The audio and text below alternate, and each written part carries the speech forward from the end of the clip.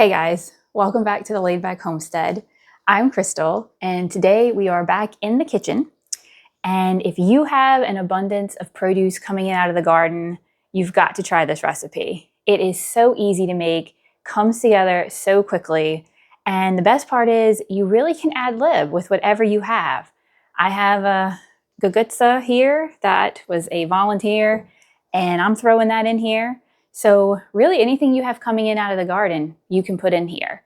And tonight's recipe is a creamy white chili with sweet potatoes and white beans. Now again, I'm adding in whatever I have to add in, but I also want to say my husband prefers meat with dinner, so I will also be adding in ground sausage.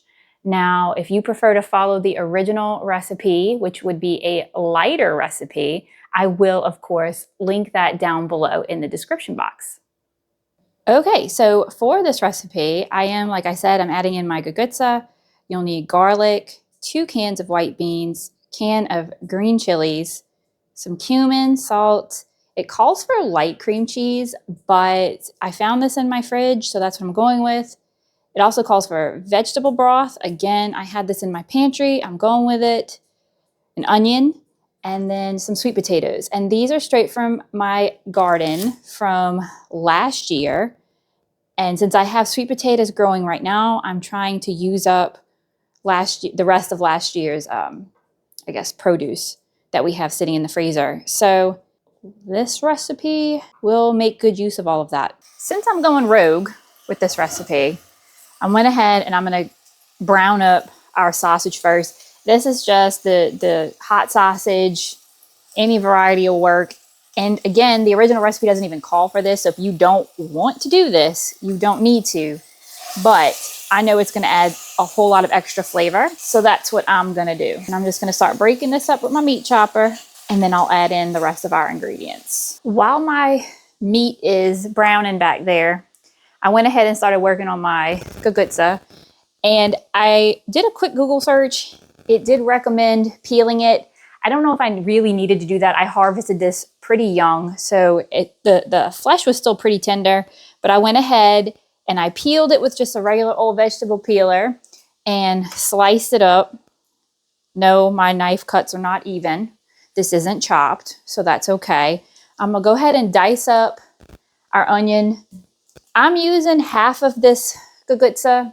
I think the other half I'm gonna fry, actually. Make like fried squash rings.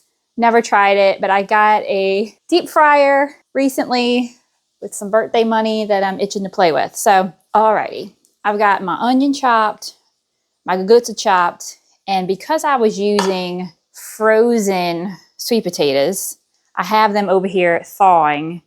And they feel like they may be just soft enough for me to chop these up a little bit smaller than what they are. This is just how we preserve them. Yeah, I think they're ready for me to chop them.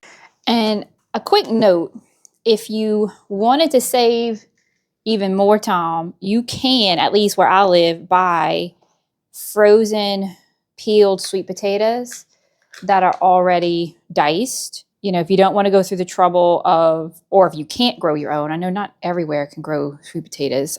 I think I may be wrong. Correct me if I'm wrong. But I know down here where I live in Louisiana, our summers are so ridiculous. It's like the best thing to grow.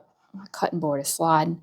I'm gonna have to fix that. But if you want to make this even easier, just buy it already frozen and chopped. So the first pot I cooked my meat in turned out to be too small. So rookie mistake right there. So I've moved to my soup pot, and now I'm going to cook up all of our vegetables.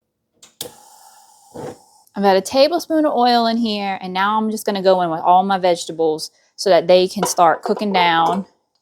And then I'm going to add my meat and all of the drippings in once these look like they are starting to cook up. Give it a quick toss. You want to make sure all of your vegetables are coated in the oil. All right, now that this is cooked down for a few minutes and I'm starting to see a little bit of a golden brown coming on some of the vegetables here, I'm going to go ahead and add in our seasonings because they want them to bloom. And I'm sorry if y'all are hearing my dog in the background. She's running around the kitchen right now, living her best life. So I'm gonna go in with 1.5 teaspoons of cumin. And then I'm gonna go in with a little bit of salt. Now it says to stir it constantly until you start to smell your cumin.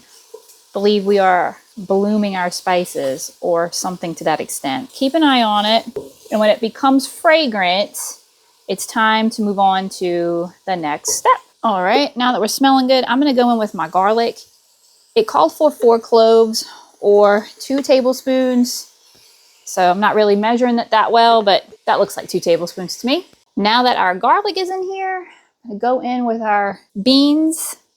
I'm just using the Bush's Great Northern. Any white bean will do. It calls for you to drain and rinse your beans. I don't know if it's just me, but the older I get, the less and less I am really doing that. And I haven't noticed it to be a necessity, so I'm not really sure. And our can of green chilies. And now I'm gonna go in with my chicken broth. It calls for 2.5 cups of chicken broth and I think like 1 cup of water, but I can't get behind that. So I'm just gonna go ahead and use 4 cups of broth and that will be fine. I've made this before, it's never been a problem, but you do you. Got everything in here, and now we are gonna let this simmer until our vegetables are soft, but I almost forgot my meat. So let me go ahead and grab that and we'll add the sausage in so that all the flavors can come together. Don't wanna leave any of that good flavor behind. All right, so now I've got my meat in here. We'll put the lid on and we will let this cook down. The very last ingredient is going to be 4 ounces of cream cheese once this has cooked and simmered for a bit. After your vegetables are tender, you're gonna go ahead and take your pot off of the heat and add in your 4 ounces of cream cheese, stir until that's combined, and then dinner is ready. I did decide to go ahead and slice up the rest of the Gagootz, and I'm gonna just throw that in the deep fryer later as just a little side appetizer for tonight's dinner. And there you have a very simple, easy, basic chili that uses up any of the produce from your garden. Came together very quickly, about 30 minutes max to get dinner on the table.